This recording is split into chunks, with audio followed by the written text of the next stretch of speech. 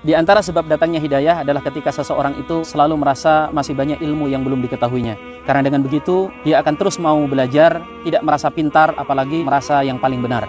Sadar akan kapasitas diri, masih banyak hal yang belum kita pelajari dan kita ketahui. Lalu di saat yang sama, mampu melihat betapa kayanya khazanah keilmuan Islam dan luasnya ilmu-ilmu para ulama.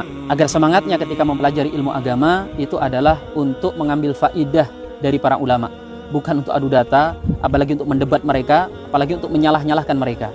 Itu kenapa saya itu kadang lebih suka kalau diskusi dialog masalah agama itu dengan orang-orang awam yang belum ikut pengajian secara khusus. Apalagi kalau orang awamnya itu punya kecerdasan gitu, itu enak banget tuh. Mereka mudah paham, mudah menangkap, tapi di saat yang sama sadar akan kapasitas diri yang masih awam. Sehingga semangatnya itu belajar, semangatnya menerima masukan.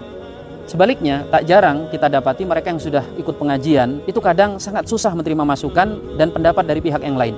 Meskipun itu adalah pendapat dari para ulama-ulama sekelas ulama mazhab. Karena sepertinya mereka ini terdoktrin, merasa bahwa apa yang sudah mereka pelajari itu sudah yang paling benar. Sehingga apapun akan ditimbang dengan pendapat ustadznya dan pengajiannya. Siapapun yang berpendapat dan tidak sesuai dengan pemahaman mereka dianggap tidak sesuai dengan Quran dan Al-Hadis. Ini doktrin yang membahayakan sekali. Sikap kolot ini dibungkus dengan casing tidak ada yang maksum kecuali Rasulullah.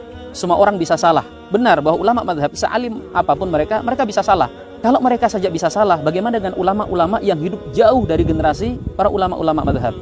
Berapa banyak pendapat para ulama yang sebenarnya secara pendalilannya lebih tepat ditolak oleh orang-orang jahil yang sok dalil ini karena dia tidak memahami bagaimana cara menggunakan dalil.